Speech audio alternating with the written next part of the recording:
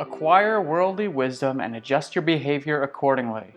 If your new behavior gives you a little temporary unpopularity with your peer group, then to hell with them. Thus opens the dedication of Poor Charlie's Almanac, a series of talks and writings by Charlie Munger, Vice Chairman of Berkshire Hathaway. Now, for those who don't know, Berkshire Hathaway is one of the most valuable companies in the world. It's headed by Warren Buffett, who you've almost certainly heard of, and Charlie is always right there by his side at the shareholder meetings. Well, you don't want to be like the motion picture executive in California, and they said the funeral was so large because everybody wanted to make sure he was dead. Now, Charlie Munger is a brilliant thinker and investor.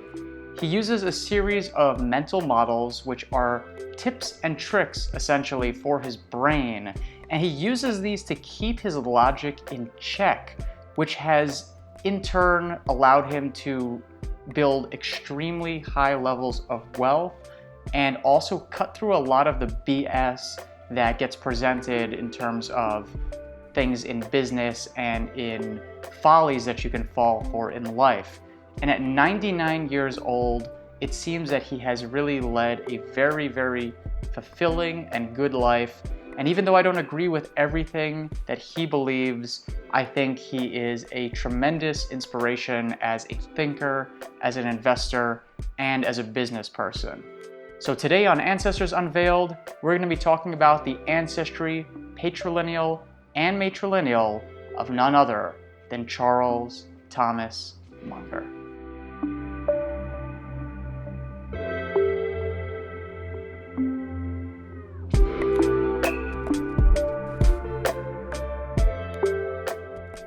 I have watched hours upon hours of Berkshire Hathaway annual shareholder meetings, and anytime Charlie talks up, you know it's going to be a well-timed and probably snarky comment, and he's always the most entertaining part of the show.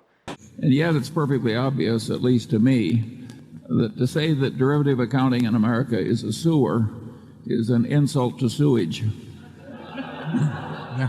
And his ancestry is very well documented, going back far into colonial times. So this is going to be a very interesting episode because this is going to be the first one on this show where there are going to be books and things like that of that nature. And this is in stark contrast to a lot of the other families we've talked about, which aren't able to be traced back as far as this one. But before we begin, I just have one favor to ask, which is that you smash the like button and subscribe to the channel if you haven't already. We're getting closer and closer to 1,000 subscribers every day, so thank you for doing that. Let's keep going. He was born Charles Thomas Munger on the very excellent birthday of January 1st, 1924, in Omaha, Nebraska, to Florence Russell and Alfred Case Munger. Alfred was a self-employed attorney from the nearby city of Lincoln, and his son took on the same profession, at least initially. Charlie got his start as a lawyer, fighting against things such as restrictions on abortion. He got his picture into the papers in 1969, and as we can see, investing was already listed as his biggest interest, showing up even before the practice of law. But Charlie and Alfred weren't the first two in their family to be involved in the legal system. Alfred's parents were Carrie Case and Thomas Charles Munger, the latter of whom was a U.S. district judge who was nominated by President Theodore Roosevelt in 1907. Thomas's parents were Margaret Irvin and Samuel Cyrus Munger. Samuel was a school teacher who later worked as an optician, and his obituary mentions that he hailed from a line of early settlers in Connecticut, Vermont, and Ohio. Now, being as there were a lack of obvious records to directly trace this line back further, I turned to a rather unusual but underutilized source, and that is books. Ancestry.com contains in full a text called the Monger Book, something of the Mungers 1639 to 1914, including some who mistakenly write the name Munger and Munger. If you thought the title of the book was long, wait until you look at the book itself, because it is many pages and many different generations and family branches of the Mungers. It was compiled by a Munger relative. in 1915, but he was originally born in the 1840s, and so had a lot of knowledge and did a lot of research on the different branches of his family. And because this goes back so many generations, in order to save a little bit of time, I'm going to go through these a little bit quickly, but we'll still focus on each generation. Samuel was born 1832 to Catherine Gray and Hervey Munger, a farmer who was known to be a stern man. Hervey was born 1790 in Vermont to Elizabeth Lawrence and Jonathan Munger. Apparently, when Jonathan moved to Vermont, he brought some hogs with him, who got scared and jumped into a river, and they swam across and disappeared into a forest in Kentucky. Now, Jonathan's parents were Elizabeth Dudley and Reuben Munger, born 1725 in Connecticut. Just like his son and grandson, Reuben was a farmer, and he was actually a twin to a brother, Simeon. Their mother, Anne Scranton, died following their birth. Reuben's father had a really fun name, which was Ebenezer Munger, born 1693 in Connecticut. And following the death of his wife, he remarried a woman named Susanna Hubbard. Then Ebenezer died in 1729 at the young age of 35. Ebenezer's father was John Munger, born 1660 in Connecticut, and the book contains quite a bit on him, including a transcription of his will. And keeping in line with what we already know, the will mentions that Ebenezer had already died at the time of his father's death, and so instead of getting a share of the inheritance, it was split between his 4 sons. Which brings us to Charlie's 7th great-grandfather, Nicholas Munger. He's the man who the book begins with, and the author immediately tells us that little is known about him.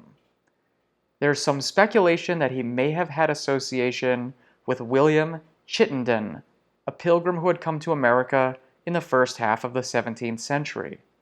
However, this is a traditional theory, and no known records indicate Nicholas's date of birth or where and when exactly he came from. Alright, so now we know the lengthy story of Charlie Munger's direct patrilineal line, but what about his matrilineal? Well, let me tell you, that one goes back just as far, so let's get into it. Charlie's mother was Frances Russell, born 1896 in Nebraska, and from a marriage announcement in the newspaper, we know that she attended Omaha Central High School and was, quote, popular in the younger social set. Her parents were Charles Russell and Helen Vienna Ingham. Helen hailed from Algona, Iowa, and worked as a teacher at a normal school, which is a school used to train teachers. From the well-preserved marriage document between her and Charles, we learn that her parents were named William Ingham and Caroline Anna Rice. Here's a photo of Caroline taken from a newspaper clipping. She was born 1831 in Fairfield, New York, and shows up in the 1850 census living with her parents, Thomas Rice and Vienna Carr. A big trend in this episode is that a lot of Charlie Munger's ancestors show up in books, and while you cannot always believe the things that you read, a lot of these books were written relatively close to when the people lived, and so given the fact that they do reference documents that they have, such as wills and things like that, and have also had the chance to interview people who maybe knew these people while they were alive, I think that all of these books seem that they have pretty solid amounts of credence behind them, but of course without a direct line of documents, there's no way to be 100% certain of the accuracy. One biography mentions that Vienna Carr was born 1804 and that her father was named Eleazar. Eleazar's gravestone shows that he was buried with his wife, Hannah, and further digging through Google Books revealed that her maiden name was Hannah Hakes, born around 1779 in Berkshire County, Massachusetts, and that she died in 1857. In yet another book, Hannah is mentioned as a daughter of George Hakes Jr. and Zerviah Church. Zerviah is not a very common name, and it shows up in a list of Rhode Island birth registers, she having been born in 1761 to Samuel Church and Hannah. Now, to further back this relationship up, I was able to obtain Samuel's will, where he lists Zerviah Hakes as one of his daughters. And if you think it ends here, think again, because yet another genealogical book implies Hannah's maiden surname to have been Rogers, and that she was born in Richmond, Rhode Island. We have the Richmond vital records, which show a Hannah Rogers, born 1735 to Thomas Rogers and Zerniah, which I believe to be an alternate spelling of the name Zerviah, which we have just seen. And it wasn't too tough to find the marriage of Thomas Rogers, where the maiden name of his wife is listed as Zerniah Woodmansey. And we can see that her father is named Joseph. Various New England genealogical books mention Joseph Woodmansey. One implies that the name of his wife or wives were unknown, but yet another book actually says that Zerviah was born to his first wife, Sarah Lester. I want to give credit to researcher BJ D.I. Salvia, who took a photo of multiple books at a library and uploaded it to ancestry.com. The research having been compiled by Leo H. Garman. So if we're going to believe it, then Sarah's parents were Andrew Lester and Anna Clark. To back this up, I also found the will for Sarah's father, Andrew Lester, and it refers to Joseph and Sarah Woodmansey within it. An old New England marriage shows Andrew Lester marrying a woman with the maiden surname Clark, but no given name appears, and it says that she is the daughter of Nicholas Clark. And that's about where I feel comfortable wrapping it up. You see, Andrew Clark was one of the first settlers to Hartford, Connecticut, and his will mentions 4 children, but unfortunately doesn't mention the name of his wife. And so it's at the 8th great-grandmother that we are able to take Charlie Munger's matrilineal line back. We cannot find his 9th at the moment, but 8th great-grandmother going back to the 1600s is pretty damn good if you ask me. In fact, we were able to trace both of Charlie Munger's lines back to the colonial times, and it just goes to show that if you are from a family that has a decent amount of privilege in a place, eventually, over a long enough period of time, people will write books about you. If you enjoyed this episode, hit the like button, subscribe, and follow me on social media, both Instagram and Threads. Thank you so much for watching, and I'll see you in the next one.